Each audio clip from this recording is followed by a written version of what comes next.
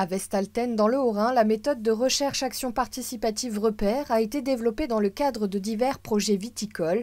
Cette recherche s'inscrit dans un nouveau mouvement appelé Science participative.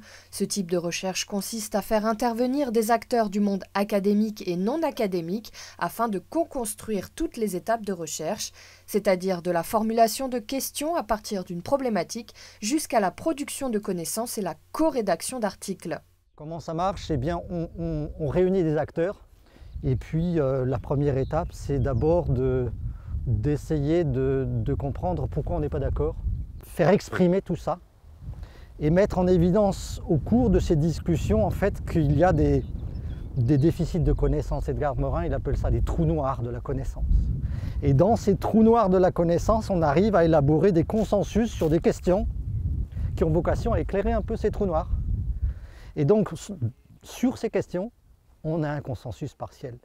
Et ces questions, après, il s'agit de les instruire, de faire des expérimentations là, dans les vignes, et puis dans nos laboratoires, pour produire des réponses. Le fait d'inclure des non-scientifiques dans de la recherche, comme on le fait nous, ça permet quand même de valoriser les connaissances pratiques qui sont spécifiques à la viticulture. Voilà, c'est assez enthousiasmant et puis ça permet de parler d'égal à égal entre scientifiques et puis le monde agricole. Dans le cadre de sa thèse « Les recherches participatives dans le domaine de l'environnement, une autre science », Maxime Madouas souhaite préciser et consolider le cadre méthodologique interdisciplinaire de cette RAP. Le travail de recherche de Maxime se veut hybride avec pour discipline premium l'épistémologie et la philosophie. Ces recherches visent également à permettre la légitimation de ce nouveau mouvement auprès de la communauté scientifique, viticole et plus largement auprès de la société. Par rapport à cela, ce type de recherche action participative, donc le fait que ce type de recherche implique un public en dehors du monde universitaire également, peut prêter à certains arguments qui diraient que ce type de recherche est moins objectif, car justement il implique un public non universitaire ou en dehors du monde scientifique.